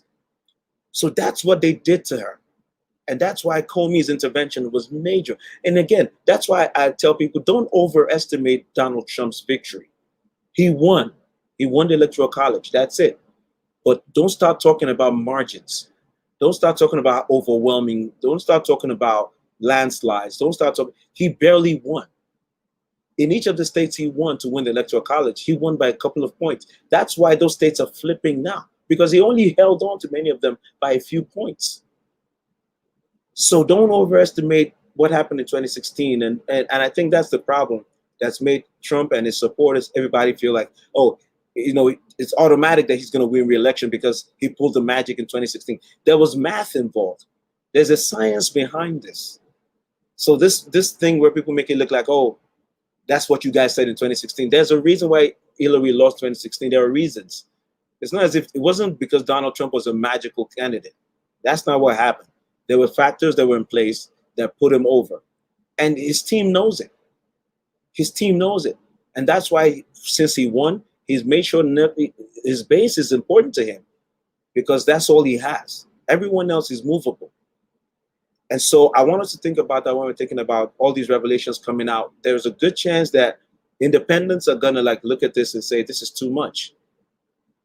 The comments about soldiers, there were soldiers, the Military Times, which is the newspaper of record for soldiers.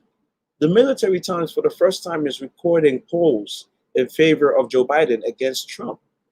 Again, they're just polls, but they show trends. That's what I'm trying to get people to pick out. Just watch out for trends and momentum. Going into election day, if the momentum is trending for one person and no event happens to cut that momentum, then you'll see the polls actually bear out at the end of the day. So that's what we're watching for. And that's why, for me, for Joe Biden, it's a question of the swing states, he has to lock them down. He can't play around. He's got to go to Pennsylvania, Wisconsin, Michigan, Florida. Arizona is in play for the first time in a long time for Democrats. He's got to go there. They got to spend money there. They got to do all that.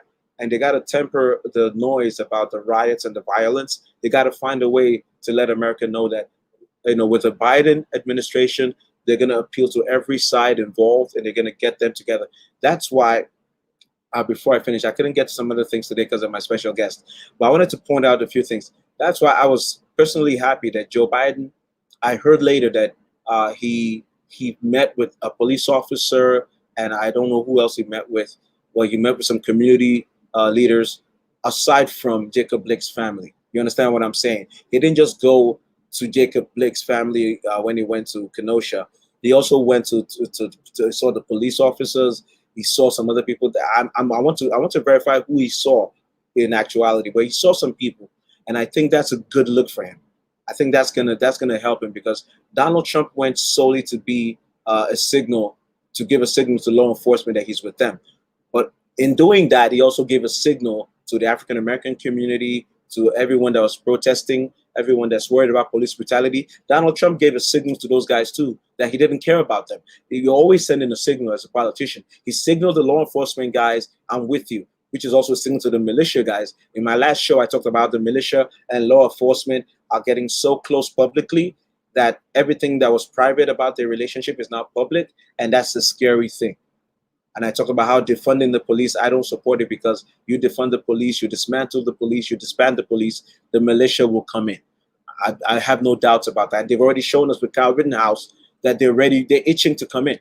So that's why I'm not down with that defunding police thing, because I'd rather reform the police than defund it, all right? Because I don't want the militia stepping in saying there's a vacuum and it's their time. So we're talking about very close margins in 2016. 2018 was the first test case to see where those people are. And in 2018, a lot of suburban voters, college-educated voters that voted for Trump moved over to Democrats, at least for Congress. Whether or not those people will still be in the Democratic column for the presidential election remains to be seen, right? But that's a substantial group of people that can affect who wins. So I think we spend too much time, and I'm guilty of it, thinking and working around Donald Trump's base, his supporters. The truth is, his supporters are like 35% steady. On the other side of that is a whole 65% of America. So if you say 40 to 45% are against Trump, as we saw in the popular vote, then you have like if my math is right, you have like a 15 to 20% in the middle that's persuadable. That's the target audience.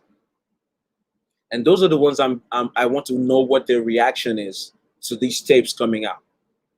Donald Trump says, I like to play it down. This is more deadly than the flu.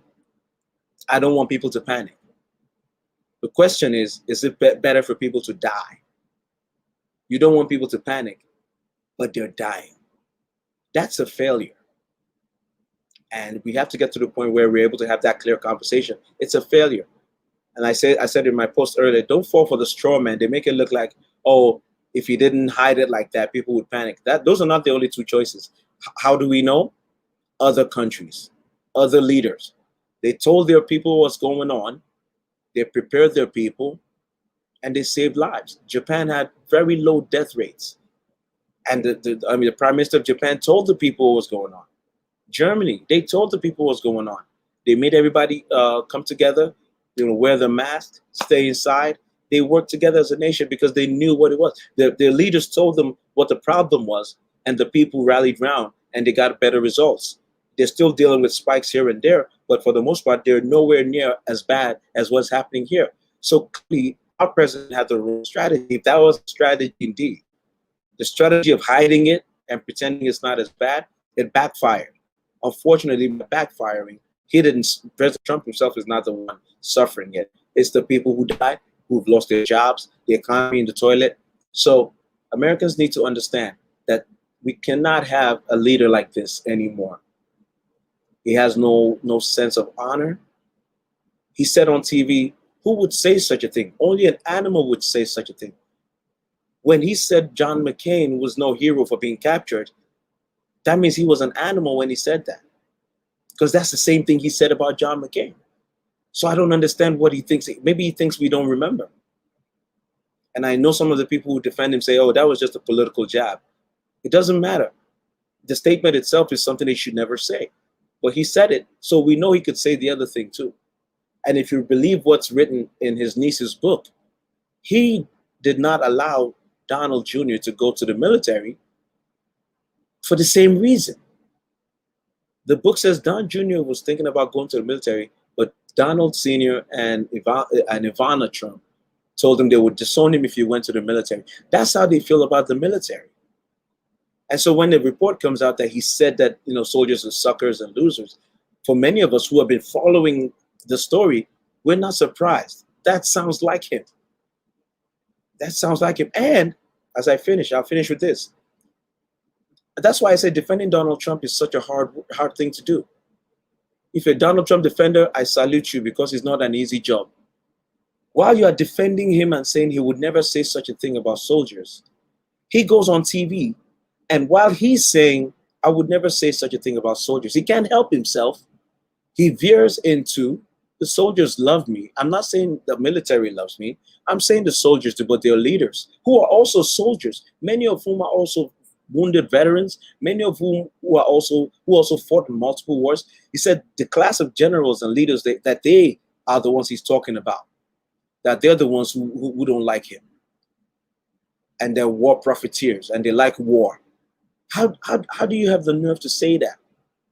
People, generals, from what I understand, most generals and commanders and lieutenants who've been to war and captains, they know how bad war is. And so they don't enjoy going or sending anyone there. How would Donald Trump know? How would he know? I don't think he's ever experienced anything in his life that can compare to what soldiers go through on the battlefield. And so it's easy for him to denigrate generals and say they're war profiteers, which is funny because he's the one who's bragging about how much he has spent on the military, on weapons, on planes. He's the same one bragging about the planes and the weapons. But he wants you to turn around and believe that it's the generals that want the war and it's the generals that want to profit off of the war. He's the one giving his friends contracts. He's the one that hired lobbyists to be his, his closest generals, his closest advisors right now on the military. Esper, all those guys, Chad Wolf of the Homeland Security. Those guys are former lobbyists for Boeing. So, and Raytheon. He hired them. to run these departments. So who is really supporting the war industry? It's him. He's talking about budgets and money he's giving them, not to mention even the money he's talking about is taxpayer money. I funded the military like to no one else. I don't even have time to talk to you about that because all of that is misinformation. There was sequestration before Donald Trump came in. Sequestration from Obama time that was imposed because of the standoff between Obama and the Republicans in Congress. So there was an agreement to draw down spending on the military so that they could do some other things in the budget. That was an agreement. So the sequestration was lifted as the timeline that they agreed for it to be lifted. So Trump saying he spent so much more is only in contrast to a time when Obama and the Congress decided that they couldn't spend anything. They was at a standstill. He makes it look like he's the one who just came in and said, let's spend. No, he was able to do that because sequestration was over and they had to ramp up spending again. But he takes credit for anything anyway. So we're at a point now, America has to decide, do you want to continue with this man who has lied to us about Corona, who's still lying to us? Or do you want to try something new? I hope we make the right decision. I couldn't get to my man, Postmaster General DeJoy, who's looking at some possible liability, and William Barr, who's such a disgrace right now. We need to vote Trump out just so we can get William Barr out. Honestly, I would do anything right now to just convince you that William Barr has to go. He is destroying the rule of law and the DOJ. So we need to do something about that. But in the meantime, you guys go ahead and copy yourself a copy of the tape. Bob Woodward, DJ LYSOL, DJ Bunkerboy, dropping it like it's hot. Tracks like I Like to Play It Down, This is Deadlier Than the Flu. We finally have the president admitting that this is a bad disease. Ladies and gentlemen, it's your boy JFK. We're going to catch you on the flip side. We're trying to do something for the election day. I'll let you know what it is. Hopefully you can join us. But I'll talk to you soon. Peace. Thank you for being here. Ibu Queen Cartoon, Yin Kamsa, BCOY, IBK, my people. Thank you so much for being on here. Oh, yeah, God day. How far? Good to see you, man. Big shout out to Femi Speaks. Femi Awedao, my main man. Donald Trump for coming through. I'll catch you guys on the flip side. All right. It's your boy, JFK1.